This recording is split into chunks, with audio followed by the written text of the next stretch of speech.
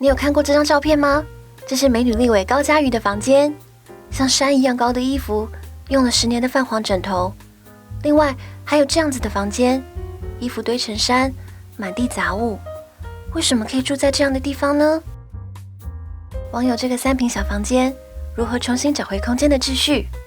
看下去之前，还没订阅的朋友，记得先订阅并开启小铃铛哦。根据研究，每20人中就有1人是囤积症，将物品视为自己的一部分，无法处理分离问题，也叫无建构秩序的能力。丢东西常会让他们感到很焦虑。整理师则是处理乱的专家，透过大量的沟通，重新建立屋主与物品之间的关系。先来看看改造前有多恐怖。还没进房间就看到满地杂物乱丢，这边是随手一丢的外套跟鞋子。稍微推开房门，哇，整个房间都是东西，衣服、塑胶袋、零食、保冰箱，都快看不到地板了。书桌上满满的纸跟瓶瓶罐罐，床上也是一大堆衣服，还有传说中的衣服椅，衣服真的好多哦。抽屉柜都炸开了，露营用品、登山背包、行李箱，放在这里真的好吗？我很确定这位屋主需要帮助。这是今天的改造屋主，我们来问他更多问题。家里怎么会变这么乱？我觉得是我太爱买东西，然后买东西就会，就是一样的东西就会忍不住一直在买重复的，就是这个颜色也好，那个颜色也好，然后一买就会买一系列。然后过一段时间之后，可能到明年，然后我在换季的时候，因为东西太多，又找不到去年的东西，所以又觉得我自己好像缺什么，我就一直在买，一直在买，一直在买，所以我的东西就会一直叠上去，一直叠上去，永远都觉得不够的感觉。住在这样的房间，你的心情是？像我去年1整年其实都没有住在房间里面，就是因为我的东西叠太多了，然后后来我就几乎我可能发现我床没有地方睡，然后我就睡在客厅。然后客厅睡之后，你就更习惯，就是把东西再把它叠在床上。然后，所以我最后我的房间就变得很像仓库一样，就只是进去拿东西，但是没有在里面生活，所以应该是觉得住不下去了吧。下定决心改造，有什么契机？因为之前有捡过一只猫，然后那时候想说带它回来。结果发现我房间根本没有空间可以让那只猫暂时收留，然后我就开始整理房间，然后就想说整理一个空间出来，结果发现那个空间不管怎么整理，我都整理不出一个可以再养一个生物的空间。然后我已经丢了非常非常多东西，都发现我好像还是永远都丢不完，所以就真的好像需要有一个人来帮我断舍离，就我哪些东西到底是需要，哪些是不需要的。这次我们体验 HOHO 好生活的整理师到府收纳服务。请整理师安妮、大熊、Q 鱼拯救这个像黑洞的房间吧。步骤1：规划空间。开始整理前，整理师会先跟屋主讨论，了解使用习惯、困扰点，测量尺寸，并将空间重新分区。动手前，拍照记录整理前的样子。步骤2：物品下架分类。将所有物品下架，并装进分类袋里。像是分成外套、长袖、裤子，鞋子可以按类别区分，像是运动鞋、布鞋、靴子等，全部摆出来，是不是超壮观？这些东西真的都需要吗？那这个步骤我们会尽量建议客户跟着我们一起进行，因为他这样才会知道说他同类物品有多少，那他才有可能会痛定思痛的去检视他自己是不是需要断舍离。步骤3：引导断舍离。这时，我们请屋主挑出不要的东西，淘汰减量。一般人通常会在这里卡关，陷入旧物品的回忆中。有整理师陪同，可以及时训练判断的技巧。每一件东西来到你的生命中都是有原因的，可是有一些东西它就是只满足了你在刷卡那一刻的爽快。但是其实当你走出那家店的时候，那个东西就已经功成身退了。可是你又把它带回家，然后一直放到现在5年10年之后，你会发现它的吊牌竟然还在。那其实这种东西，我们不如把它捐出去，让别人帮你穿这件衣服会更有意义。我自己常常会讲我自己的自身的故事，来给客户一些启发。那我自己的话，是因为我整理妈妈的遗物，我发现其实一个人真的这一生用不了太多东西，最后带走顶多就是10件20件衣服，还有一点点的小杂物，比如说眼镜啊等等这种贴身的东西。只要客户被我们打通任督二脉之后，他们丢东西就会丢得很顺畅、很爽快。步骤4，物品重新上架，将空间重新安排。我们淘汰已经坏掉的斗柜，将无收纳机能又很占位置的书桌撤掉，并将所有东西重新上架。这边跟大家补充2个收纳小技巧哦。小技巧1，直立式折衣法。我们折衣服的话，通常我们会正面朝下，我们先正面朝下。铺好之后，我要折一个3等份，所以是这样1、2、3，所以我中间的折线会是在这边，还有这边，那也差不多就是肩膀的宽度。所以我们先折一折，折进来，然后袖子收进来，然后保持这边都是平行的，再折一折，然后袖子也是收进来。这时候它就会变成长方形。这时候长方形我要折几折，这又攸关我要放进去的抽屉的高度。那我们刚刚已经量过高度，大概是4等份，所以我就是对折之后再对折，差不多是这样子。好，这就是直立式折衣法。刚刚折好的衣服我就可以放进来，这就是直立式折衣法的奥秘，就是它都会立起来。然后这时候你会发现它的高度跟抽屉刚刚好，所以这样子就会把空间充分利用。我可以把衣服折到最刚好的高度，那我能收的量当然就会比较多。然后像这样子，我们就可以依照颜色来排，这样找衣服的时候就会很方便。小技巧2，衣架统一。那接下来呢，我们要讲说为什么我们要来换衣架呢？大家可以看一下，就是现在这个状况啊。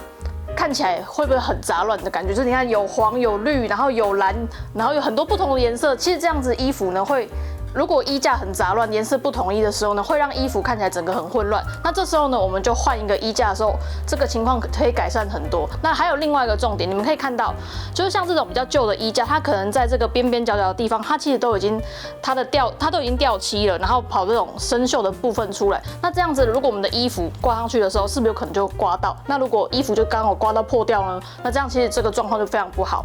那所以我们会建议说，就是其实你在做整理的时候啊，如果也可以把衣架全部统一，除了视觉上看起来很完整之外，另外就是也可以确认说你的衣服都是完好无缺，不会因此被刮伤。感谢整理师的提醒，让我们回到改造现场哦。步骤5，贴标签。这时已经大致整理完毕，我们在柜子上贴标签，为物品做好门牌，以后就不会流浪在外，找不到回家的路喽。最后，跟屋主重新确认物品位置，并检查细节。这边的话都是你工作会用到的东西，所以你之后工作之前你可以来这边挑东西。然后肚子饿的话，你就来这里面挑东西，因为这边有泡瓶，都可以泡东西的。好整齐哦。对，然后呢，零食、酒类，然后糖果、饼干都在这边，并适时教导屋主收纳的重点。整理好的房间也可以轻松维持。大功告成喽！一起来看看改造前后对比。经过8小时改造，断舍离用不到的东西，原先乱糟糟的房间成功变身成干净整齐的房间。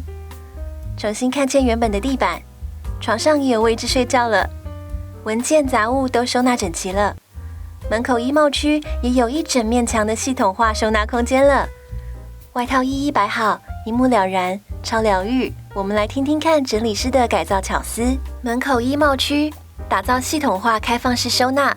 IKEA 这一组开放式的层架有个好处是，这边可以调一个层板的高度，让我放比较次要的东西，例如换洗的毛巾啊，还有保温瓶，这些其实都是平常只是备着用的而已。那再上去的话，有不常穿的鞋子，还有原本散落在地上的露营用品，还有行李箱这些东西，平常都占在地面很多的空间。那我现在只要往上发展的话，地板就会腾出很多空间了。这边全部都是收纳外套的部分，那我们帮你统一了衣架的部分，也是为了让你的那个视觉噪音可以降低。然后再来是我们有帮你把外套照颜色排，所以这样你也很好找外套。这组 IKEA 的开放式层架的目的就是为了让客户可以一目了然他的东西，比如说这些比较细小的东西，那我们会搭配 IKEA 的收纳盒，然后把细小的东西装起来，分门别类，包含这边的细小的零食也是一样。那一层一层，它只要照类别来找东西就 OK 了。外套的下面呢，我们收纳鞋子，那我们鞋子一样也是采用开放式的收纳。那这个我们使用了 IKEA 100元商品，这个不到100元就可以买到一个，而且它可以防湿气还有臭味的问题。那它又可以卡扣，所以其实很安全。那我们也会照类别，比如说运动鞋一类、休闲鞋一类、靴子一类这样子收纳。进门右手边摆放组合式抽屉盒。首先呢，这个呢是我们在收口罩的地方。然后下面这边呢，像说我们这边可以放一些衣服的部分，然后还有一些其他的配件啊，或者说一些生活用品。那首先重点呢，就是这个呢一定不要堆叠超过我们眼睛的高度，因为毕竟是抽屉式的，我们一定要可以俯瞰，这样才有办法拿到要拿的东西。简约风格抽屉柜，那因为原先屋主呢，他的斗柜已经坏掉，那所以我们建议他更换成 IKEA 的这一组新的斗柜。那这个呢，倒角的设计呢，其实对于就是我们不想要看到门把凸出来丑丑的话，然后又想要有那种北欧风简约的感觉的话，其实这种是很适合的哦。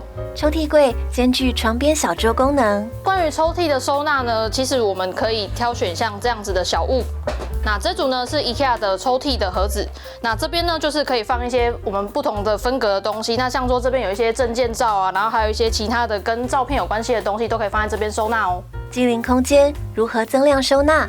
那我们做了动线的调整啊，我们把这个书柜呢做了90度的旋转。那这个机灵空间呢，我们就想说，怎么办呢？其实啊，我们用这种 IKEA 的3层推遮。那我们可以把它放到这个位置啊，那这边可以收纳一些日常会使用到的瓶瓶罐罐，那这样机灵空间呢就不会再是很难利用的角落哦。书柜不只是放书，这个书柜呢除了可以收书跟资料之外呢，其实也可以放一些生活的备品。那像这个呢，我们挑选的是 IKEA 的铜板架商品，这是一个覆盖的收纳盒。那这个空间呢，我们经过测量之后，发现说其实它可以摆2组，那加上覆盖之后呢，其实就可以放下4组的产品哦。大型衣柜内如何收纳？一般住家常见的衣柜壳怎么样收纳呢？那其实像这种短版的衣服啊，我们就挂在上面这边。那下面的部分呢，我们可以搭配一些收纳抽屉做另外的使用，放一些生活备品的部分也都很好用哦。只要注意几个原则，随手整理不堆积，物品固定位置，动线符合生活习惯，从小地方累积，就可以养成整洁的好习惯。断舍离的过程辛苦吗？我觉得一开始的时候很辛苦，因为你没有任何一个东西是你想要丢的。然后，但是整理师就跟你说，你只能够留下多少的东西的时候，你就会开始想说，那不行，我一定要在这当中挑一些，就是至少把哪一部分的东西给丢掉。然后，但当你丢了第一件你很喜欢的东西之后，后面就变得比较容易了，因为你后面怎么看都会觉得啊，刚刚那件很喜欢的我都已经丢了，那剩下应该也没什么，所以你就会很豪迈地把它全部丢掉。家里变干净，你有什么感觉？就我现在觉得我房间变很大，然后我也觉得就是天哪，你们到底怎么把这些衣服全部塞进去里面的？我以前从来不觉得我的柜子可以塞下那么多的衣服，对，然后整个空间出来之后，会觉得好像一切都是可以重新开始，也就是这个好像是一个我刚搬进来的新家，所以你就会想要好好的去保护它，维持这个状态。我希望从今天开始，我可以好好的把我的东西都收进它该去的地方。所以我觉得，如果就是跟我一样是就是工作比较忙啊，没有时间整理，或者是常把这些东西都放在不对的地方的话，就真的可以很推荐你们找整理师，就是可以来请他们帮你先做一次规划，然后你就会有一次重新开始的机会。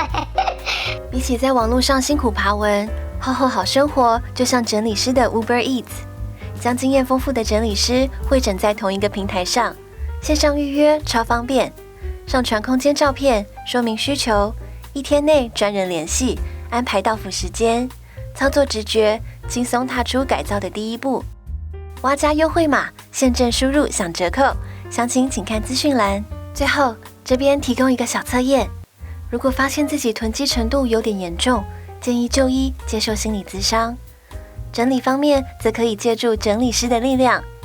在这个鼓吹更多、更快的加法社会里，希望我们都能活得更精巧。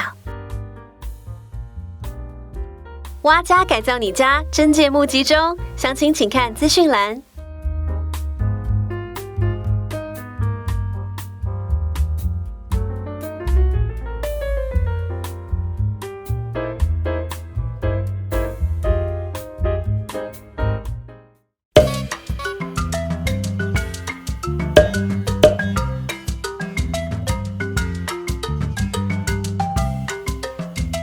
最后记得按赞、订阅并开启小铃铛，锁定挖家每周3更新，带给你一则让生活更美好的优质内容哦。